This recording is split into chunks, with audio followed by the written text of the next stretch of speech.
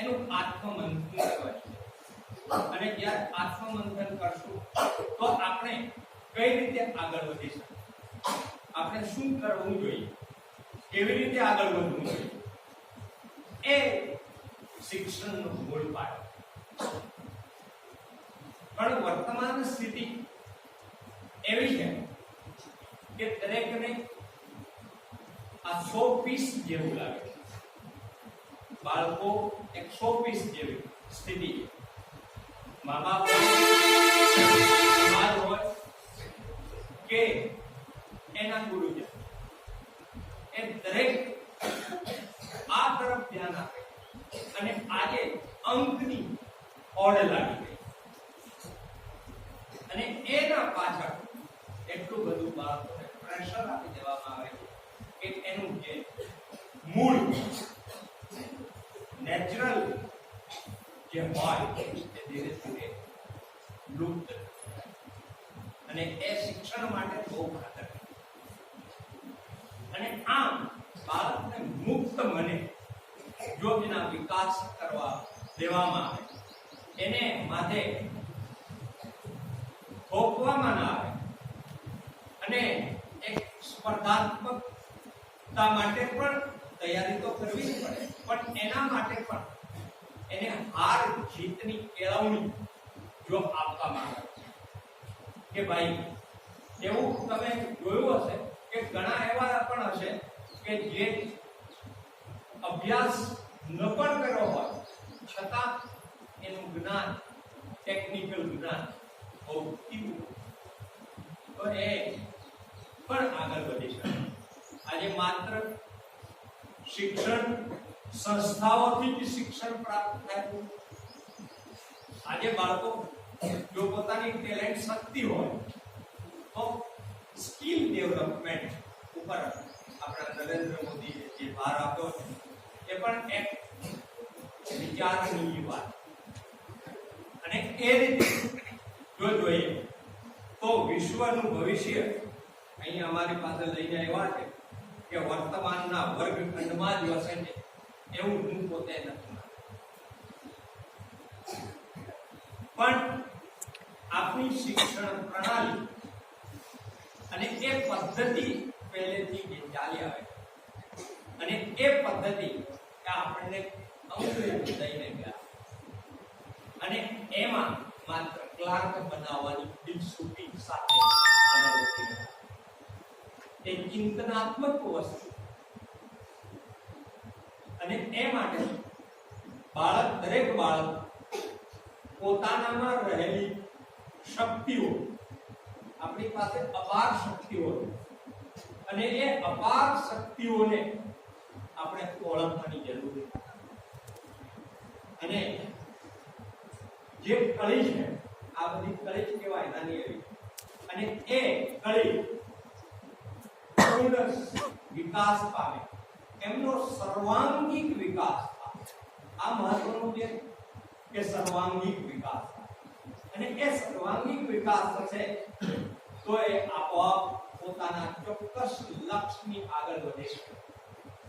એટલે ક્રિયા કરતી રહેવી પડે. વારંવાર કોઈ પણ વસ્તુ તમે કરતા રહો તો એમાંથી તમે નવું પ્રાપ્ત કરો. અને એ માટે શિક્ષણ અને શિક્ષણ સંસ્થાઓ ધીરે ધીરે આપણા દેશમાં વિકાસ પામી. એમાં નવી શિક્ષણ નીતિ અંતર્ગત જવાહર નવોદય વિદ્યાલય સ્થાપના. આખા ભારતમાં સૌપ્રથમ પ્રયોગ રૂપે સ્વર્ગીય રાજીવ ગાંધી એ ગ્રામીણ ક્ષેત્રના પ્રતિભાવાન બાળકોને ટૂલ સ્કૂલ જેવી શિક્ષા પ્રણાલી મળે એ માટે એમને વિચાર આવ્યો. અને એ વિચાર આજે 560 સ્કૂલ પૂરા ભારત વર્ષમાં છે. અને એમાં આ બધા નવોદય રીતે વિકાસ અમારા સંસ્થા દ્વારા આજના રોજ આપણે જોઈએ તો હમણાં જ એક આંકડો આવ્યો એ પ્રમાણે લગભગ 1000 જેટલા આઈપીએસ ઓફિસર અને એ અમારા માટે ગૌરવની વાત. પણ આ જે શિક્ષણ સંસ્થા એ સંસ્થામાં રહેનારા બાળકો પણ 7 વર્ષ રહે છે. એ 7 વર્ષ પછી બહાર જાય છે ત્યાં એ આ બીજા કરતા ભિન્ન રહે. કારણ કે હંમેશા દરેક એક્ટિવિટી અમારે ત્યાં રોજ કોઈ ને કોઈ એક્ટિવિટી હોય. કાલની જ વાત કરીએ તો અમે બપોરના 2 વાગે લગભગ બાળકોને શિવ જયંતિ ઉજવણીનો લેટર આવતા અમારે કરવો પડે અને તાત્કાલિક અમારા બાળકો તૈયાર. એટલે જીવનમાં જેમ ગાઈડ સ્કાઉટ એન્ડ ગાઈડમાં એક નિયમ છે તૈયાર. તો હંમેશા જો આપણે તૈયાર રહેશું, સભાન રહેશું, સતર્ક રહેશું અને શિક્ષણમાં ખાસ કરીને તમને જે કંઈ કામ સોંપવામાં આવે એ કામને તમે સમયસર પૂરું કરો તો તમે વિકાસની કુલ પ્રગતિ પ્રાપ્ત કરી શકો. કારણ કે માણસના વિકાસ માટે એનું મૂલ્ય ક્યાંથી થાય તો કે પરીક્ષા લે.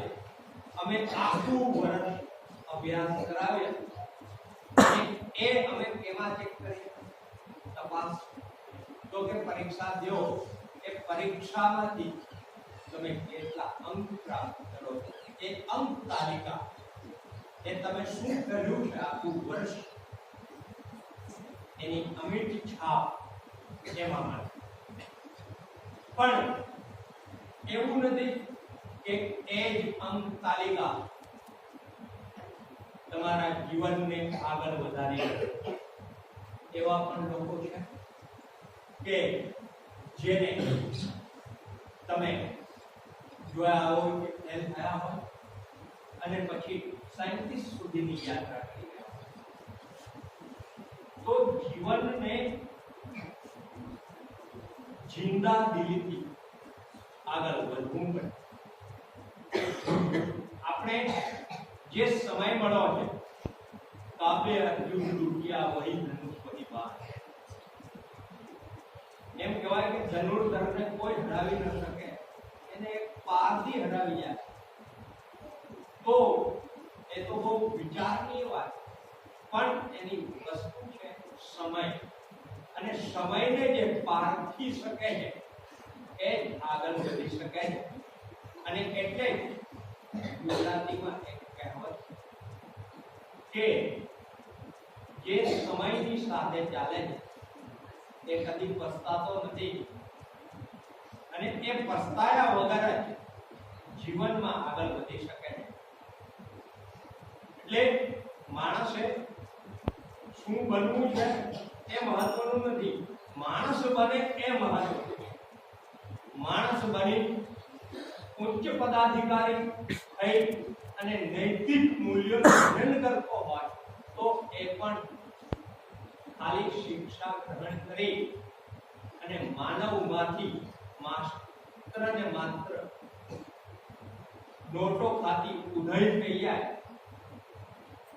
એ કઈ કામનું નથી. એટલે જીવન ચરિત્ર આપણું કેવું હોવું જોઈએ? આપણે લાંબુ જીવ્યા છે તો એનાથી કંઈ પ્રાપ્ત થવાનું નથી, પણ આપણે કેવું જીવ્યા અને આપણે શું કરી રહ્યા છે અને આપણે શું કરવું જોઈએ, આપણા દેશ માટે આપણે શું કરીએ છીએ, જો એ આપણે ઓળખી જઈએ તો આ શિક્ષા જે આપણે ગ્રહણ કરીએ છીએ એ શિક્ષા સાર્થક થઈ શકે. એ જ મારે અહીં કહેવું. જય હિન્દ, જય ભારત.